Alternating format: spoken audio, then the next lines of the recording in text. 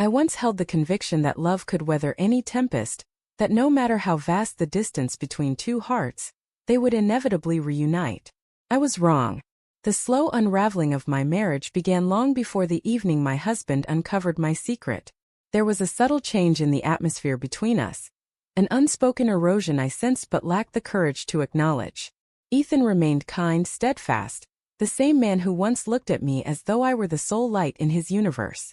Yet, somewhere amid endless work nights and meals where our voices were lost to the clatter of cutlery, I began to fade into the shadows unnoticed. That's when Lucas appeared. It was supposed to be a brief encounter, a voice to pierce the quiet, someone who made me feel visible again. But conversations over coffee became fleeting touches, and those moments led to a single irreparable mistake I could never erase. The night Ethan discovered my betrayal, the world seemed to pause in anticipation. I heard his car pull into the driveway, its beams cutting through the drapes like a silent alarm. I sat on the sofa, gripping a book I hadn't read, every fiber of my being taut with fear. Lucas had left just minutes before. I wasn't certain what Ethan knew, but when he entered, his silence was unlike any I'd ever felt. It wasn't the weariness of a long day or the drift of a distracted mind. It was heavy, intentional, knowing. He gazed at me, truly saw me, as if memorizing my features for the final time. Then in a voice soft as a breath he asked, "How long has this been going on?" My throat constricted, words caught within. My heartbeat roared, threatening to drown me. He didn't shout or break anything. He simply stood there, his eyes bearing the weight of a crumbling universe. After a prolonged, torturous pause, he gave a single nod, as if resolving something within. "I see," he murmured. "I understand." That calm restraint wounded me more deeply than any rage could have. Anger might have suggested something worth salvaging, but this quiet, it signaled the end. He moved past me toward our bedroom and I followed, my voice quivering. "Ethan, please," I whispered. It meant nothing. I was just alone. He didn't respond. He retrieved a suitcase from the wardrobe and began packing with deliberate precision, folding each garment with care. I reached for his arm, desperate to close the growing abyss, but he stepped back. "Don't," he said, his tone gentle yet resolute, that single word cutting sharper than any strike. "I'm not angry," he continued, sealing the suitcase. "I'm just done. You shattered something I can't mend." Tears burned my eyes, blurring everything. "Please, Ethan, I'll do anything, therapy, time apart, whatever you want." He turned to me, his face a blend of grief and a strange peace. "You've already done it all," he said. "Just not with me." He walked to the door, pausing briefly to glance back. "I hope he makes you feel truly known," he said, "because that's all I ever wished for you." Then he was gone. For days I waited, certain he'd return, call, or even unleash his pain. Anything to prove a connection remained.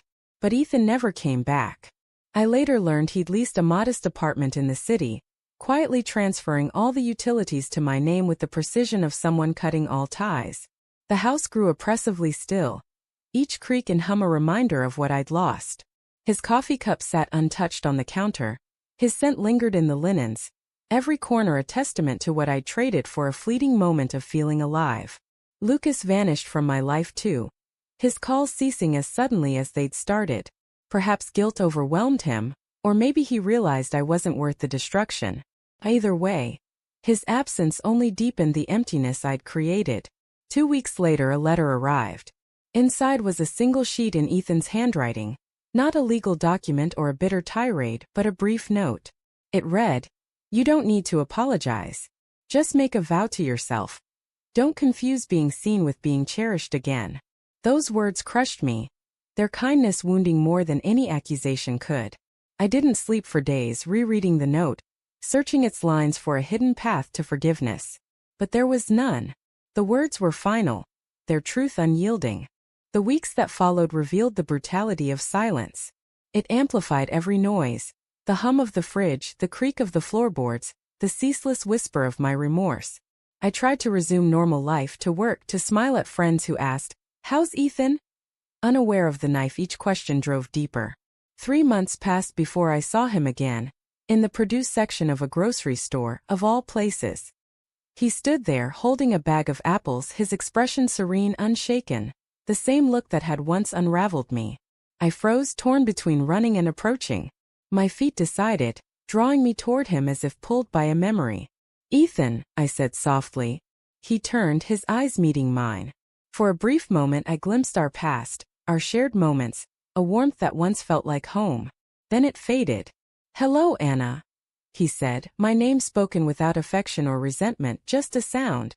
I forced a smile. "You look good."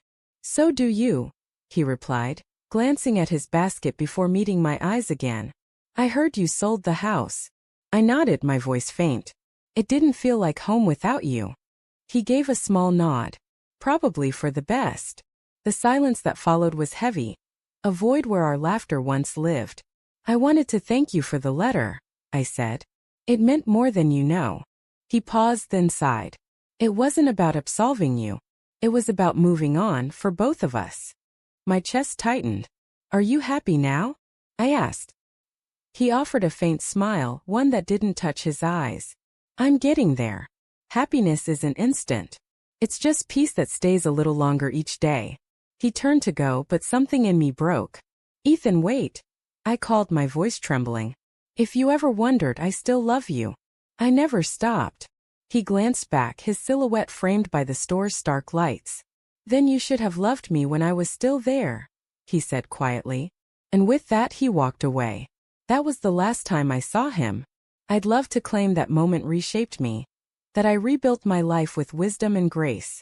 But healing is not a neat story. It's rough, gradual, filled with nights revisiting old wounds. I'd scroll through old photos, my finger tracing the curve of his smile on my screen.